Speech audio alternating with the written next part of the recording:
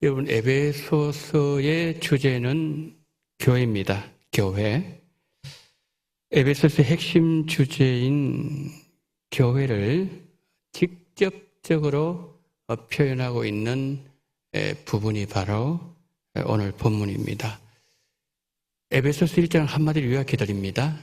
자, 보여주세요. 자, 저게 에베소서 1장의 요약입니다. 예수님은 교회의 머리가 되신다.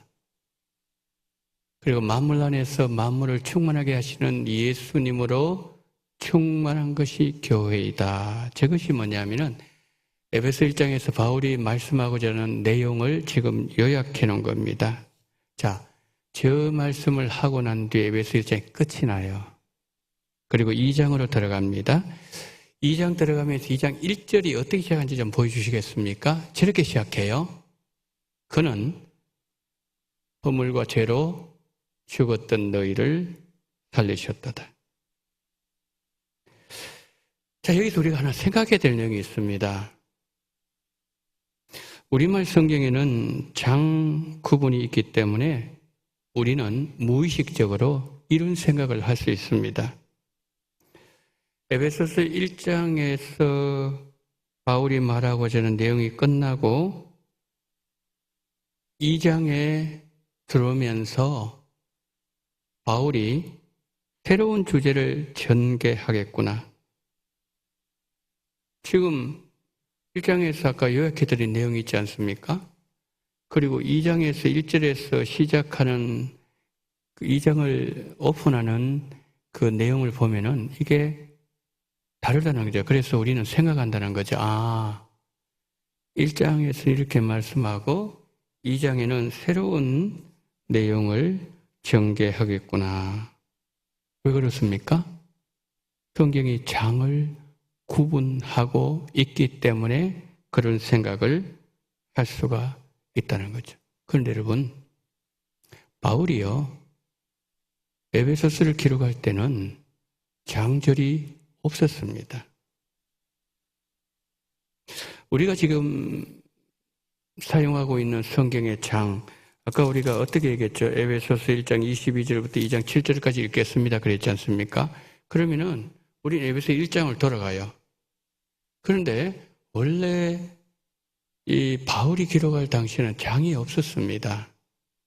그러면 이 장이 언제부터 만들어졌는가 하면은 1205년에 만들어졌어요. 1205년에 스테반 랭턴이라는 사람이 있는데 성경을 이렇게 처음부터 쫙 이렇게 돼 있으니까 이게 너무 장황하다는 거죠. 그래서 편리를 위해 가지고 1장, 2장, 3장, 4장 이게 1205년에 만들어진 거예요. 근데 장이 있으면 절이 있단 말이에요. 우리는 2장 7절까지 읽었어요. 그럼 이 절은 언제 되었는가? 이 1551년에 절이 만들어졌습니다. 자, 한번 종합해 보겠습니다. 성경의 장은 1205년, 동경의 절은 1551년에 시작됐습니다. 자, 이 말은 지금부터 1200년 전에는 장과 절의 구분이 없었다는 거지. 그러면은 예수님이 2000년 전 분이신데 바울도 2000년 전 사람인데 그러니까 예수님 당시에도 그리고 바울 시대도 뭐 구약 시대에 말할 것도 없고요. 그랬다는 거죠. 여러분, 제가 왜 이것을 장황하게 설명할까요? 2장 1절에 들어가면서 바울이 지금 뭐라고 말씀했죠? 허물과 죄로 죽은 우리를 살리셨다. 그가 살리셨다 그랬거든요. 그가 누구죠? 당연히 예수님이죠. 자, 대명사가 나온다는 것은 앞에 있는 것을 받는다는 그런 뜻이죠. 교회 머리 되시는 예수님. 자, 앞에 거 봤습니다. 2장 1절이니까 앞에 거 받아요. 1장을. 교회 머리 되신 예수님. 아까 요약했잖아요. 만물 안에서 만물을 충만하게 하시는 예수님. 그 예수님이 우리를 살리셨다는 거죠. 여기서 중요한 질문을 합니다. 예수님께서 우리를 구원하셨다는 말씀이 왜 여기에 나오느냐는 거지요. 풀어서 설명드려 볼까요? 에베소 1장 마지막 절까지 내용이 어떤 겁니까? 이 전부 다 만물에 관한 것이에요. 만물. 우주에 관한 것이었어요. 우주. 그런데 바울이 에베소를 기록할 때 장이 없었어요.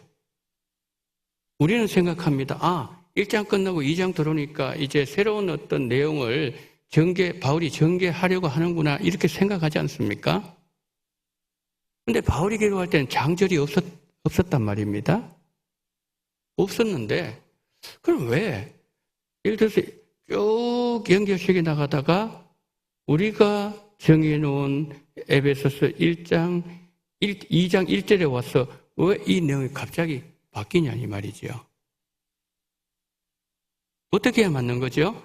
지금까지 우주적인 하나님, 만물을 충만하게 하시는 하나님, 그러면은 2장 1절에 만물이라는 범주 내에서 내용이 전개돼야 되는 거죠. 이 스케일에 맞게 딴 것까지 이래서 내 정인이 되라든지 아니면 온 세계를 향한 하나님의 계획, 우주적이고 크신 하나님에 대한 말씀이 나오면 내용적으로 문장의 흐름으로 자연스럽지 않습니까? 그런데 갑작스럽게 문맥으로도 맞지 않아 보이는 그는 허물과 죄로 죽었던 너희를 살리셨다 말씀하고 있다는 거죠. 지금까지 해오던 주제에 마무리도 없이 주제가 갑자기 바뀌기 때문에 당황스럽다는 거죠. 자, 여기는 바울의 분명한 이유가 들어있습니다. 두 가지입니다. 첫째가 뭔가 하면요, 저거예요. 만물을 통제하시는 우주적인 하나님, 1장에서 말씀한 내용이죠. 그 우주적인 하나님께서 우리 한 사람 한 사람을 사랑하신다는 거예요. 그러니까 우리가 믿는 하나님은 얼마나 크신 하나님입니까? 하나님 그 우주를 발등상으로 발올리는 대역할을 한다 그래. 그게 우주라 그랬는데, 그러니까 우리 하나님은 너무 크신 하나님이라는 거예요. 그 하나님은 크시기만 하는 하나님이시냐? 그게 아니라는 거예요. 그렇게 크신 우주적인 하나님께서 뭡니까? 나 한 사람 한 사람에게 관심을 가지시는 세밀하신 하나님. 그 하나님을 뭐예요? 지금 2장 1절에서 보여주고 있다는 거죠. 하나님은 크신 하나님이지만은 동시에 세밀하시고 나같이 천하고 작은 한 사람에게 관심을 가지시고 사랑하시는 하나님이시다. 그걸 바울이 말하고 싶은 거죠. 근데 이보다 더 중요한 것이 있습니다. 그건 뭐냐면은 1장에서 뭐라 그랬죠? 예수님 교회 머리가 되신다고 그랬지 않습니까? 교회의 머리가 되시는 예수님의 일하시는 방식. 여기 대해서 바울이 우리가 지금 보고 있는 2장 이후에서 말하고 싶다는 그런 내용이죠. 그 하나님께서 만물을 어떻게 충만하게 하신다고요? 여러분, 바울이 얘기하는 만물, 1장에서 만물이 있고 예수님이 계시고 그 다음에 우리는 예수님의 몸이 되어서 지체가 되어 있다는 거죠. 그러면 만물과 예수님과 함께 하고 있는 지체가 된 우리와의 관계는 어떻게 되는 겁니까? 어느 게 더 중요해요? 당연히 성도가 더 중요하다는 거죠. 그래서 이걸 통해서 뭡니까? 만물을 충만하게 하시는 예수님이 일하시는 방식. 1장에서는 만물을 얘기했어요. 그런데 그보다 더 중요한 성도. 그 성도를 사실은 바울이 더 충만하게 여기에 바울의 궁극적인 관심이 모아져 있다는 거죠. 그래서 만물을 1장에서 만물을 충만하게 하신 그 하나님께서 2장에서 죽었던 우리 예수님 만나서 변화된 우리가 가정으로, 학교로, 법조계로, 종교계로, 사업장으로, 직장으로 우리가 살고 있는 모든 영역을 들어가서 예수님 만나서 변화된 예수님의 생명으로 충만하게 하는 것. 이것이 교회가 할 일이고 교회가 가지고 있는 생명이고 교회의 머리 되시는 예수님께서 일하시는 방식이라는 거죠. 그걸 바울이 말하고 싶은 거예요. 여러분 찰스 콜슨이라는 사람 아십니까? 한번 보여주시겠습니까? 여러분 저 사람 아시죠? 찰스 W. 콜슨 글되어 있습니다. 찰스 콜슨. 여러분 잘 아실 겁니다. 저분은 유명한 변호사죠. 1969년에 닉슨 대통령의 참모로 발탁되었습니다. 찰스 콜슨이 닉슨을 대통령으로 재선시키기 위해서 결혼하시는 것처럼 상대방의 후보자의 사무실에 도청장치를 했습니다. 그 유명한 워터게이트 사건이죠. 발각됐습니다. 그때 이 사람은 계속해서 자기 변명을 해요. 그때 사람들은 찰스 콜슨을 이렇게 평가했습니다. 사악한 천재, 더러운 술수의 달인. 이 사건으로 감옥에 들어갔습니다. 그런데 수감 생활 중에 예수님을 만나게 됩니다. 그런데 이 콜슨에게 복음을 전하기 위해서 상원 의원 3사람이 매일 모여서 기도했습니다. 이 콜슨을 예수 믿게 만들려고. 그 중에 한 사람은요, 내가 진짜 콜슨을 위해서 내 감옥에 갔으면 좋겠다. 법률적으로 과연 그것이 가능한지 알아볼 정도로 이분들은 찰스 콜슨을 사랑했던 사람이었습니다. 온 마음으로 기도하던 이 사람들 통해서 찰스 콜슨이 예수님을 만나게 됩니다. 우리가요, 예수님 만나면 가장 가까이 있는 사람들부터 변화시키게 되는 거죠. 콜슨이 이제 예수님 만나고 난 뒤에 그 감옥 안에서 이런 생각합니다. 내가 동료 죄수들을 위해서 할 수 있는 게 뭘까? 여러분, 감옥에 있는 죄수들은요, 여기 보면 그렇게 쓰여져 있어요. 제일 싫어하는 게 뭐냐면 빨래하는 걸 제일 싫어한답니다. 죄수들이.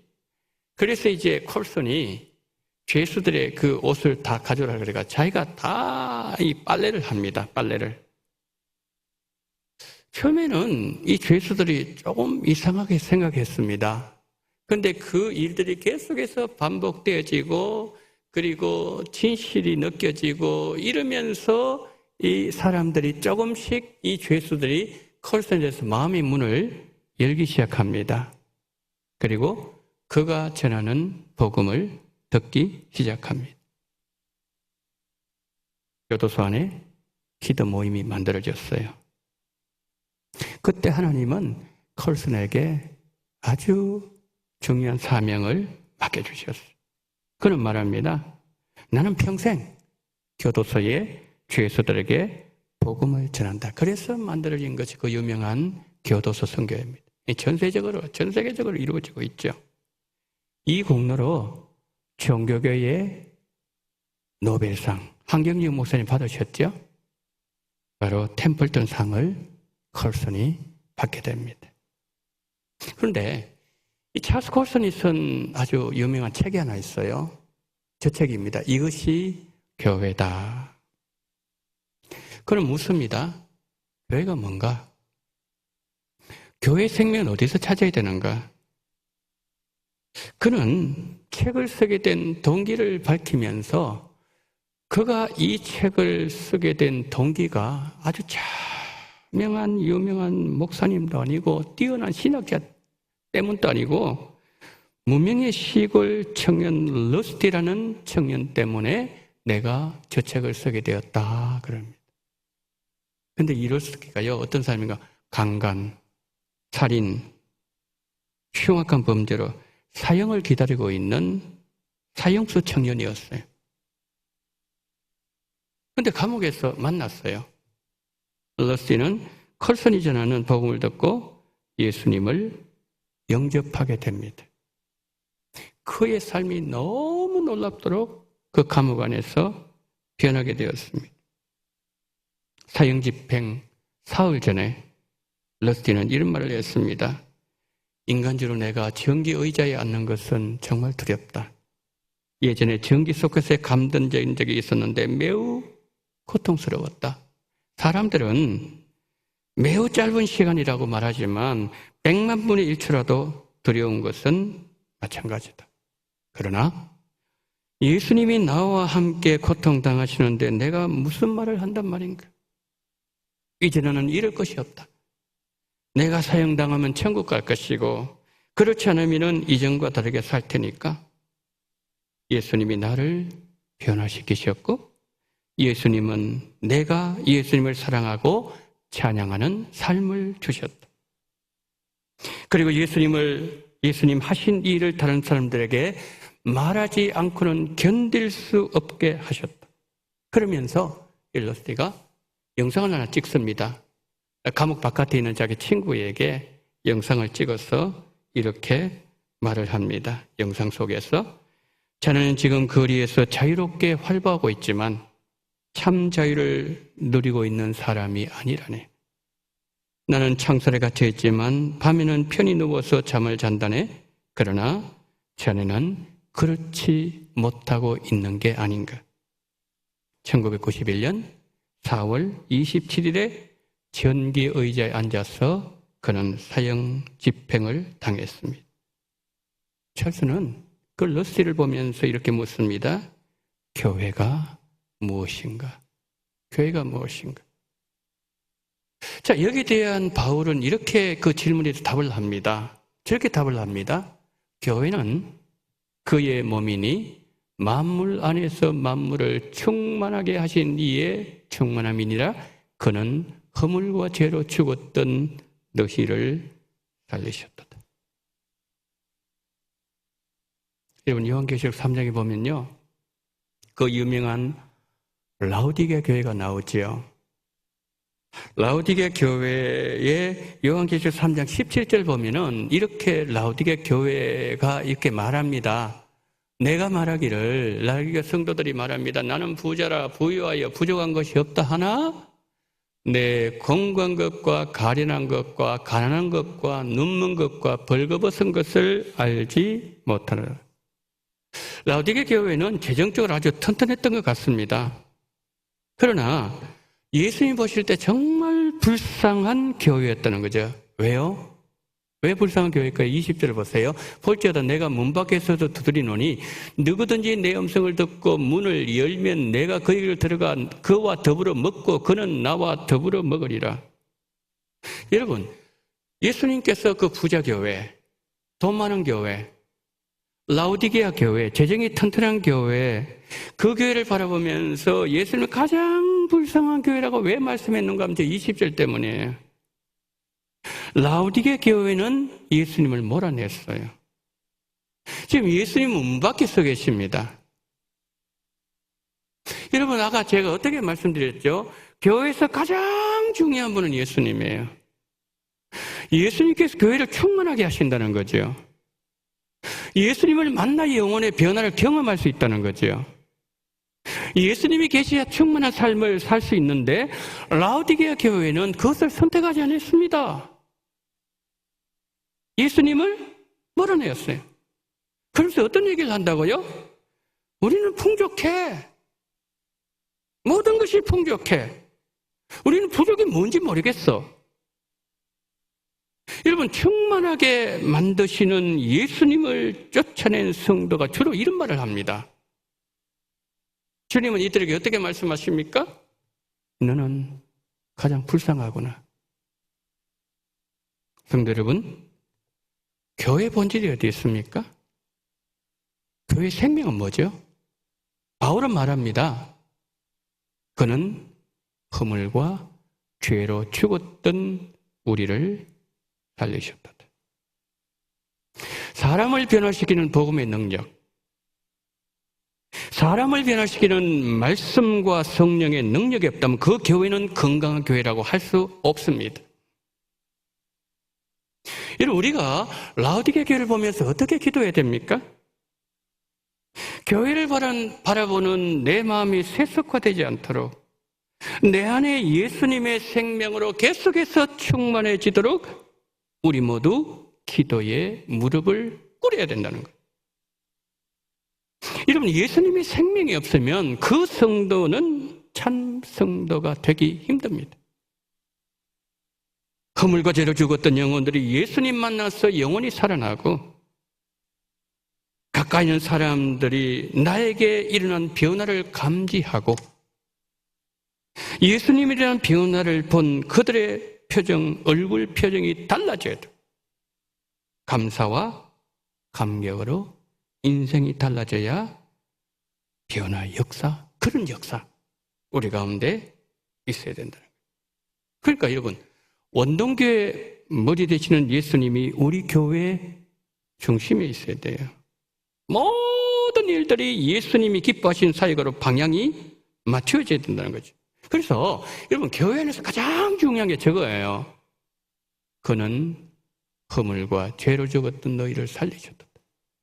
살리심, 예수님 안에서의 변화, 이거예요. 그러니까 우리가 오늘 또 주일이 되어서 1부 예배를 드리고 2부 예배를 드리고 식사를 하고 전도회를 하고 그리고 오후 예배를 드리면서 오늘 내 영혼은 살아나는 경험을 했는가? 예수님 안에서 오늘 또 나는 어떤 변화가 내 안에 일어났는가? 이 간정이, 이 고백이 우리 원동교회 안에 넘쳐날 때 컬슨 얘기합니다. 그러면은 참교회다. 온 교회가 이 기도 제목을 붙잡고 한 방향으로 달려가면 우리 교회는 건강한 교회로 세워질 수 있다는 거죠. 여러분, 여기 계시는 분들은 우리 원동교회가 다 내 교회라고 생각하시죠? 원동교회가 초신자들 같은 경우에 원동교회가 내 교회가 되는 방법이 하나 있어요. 그것은 우리 교회에서 예수님을 만나야 됩니다. 그 예수님을 만나면은 원동교회가 내 교회가 됩니다. 여러분, 교회 오래 다닌다고 해서 그게 아니고요. 예수님을 만나야 돼요. 그 예배 중에 예수님 만나서 눈물을 흘립니다. 저 자리는 내가 예수님 만났던, 내가 눈물을 흘렸던 영광스러운 자리지. 예수님을 우리 교회에서 만나면 원동교회는 평생 내 교회가 됩니다. 여러분, 예수님을 과거에 만난 것도 귀하고 소중하지만 예수님은 지금 만나야 돼요. 오늘 내가 주님을 만나고 그 주님과 교제가 이루어져야 된다는 거죠. 예수님이 현재 나에게 역사하시고 지금 나에게 말씀하시고 나에게 생명 주시는 살아계시는 예수님이어야 한다는 것이죠.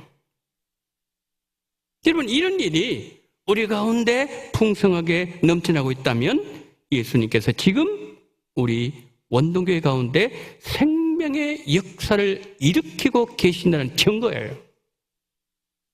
예수님은 우리 원동교회의 머리이십니다.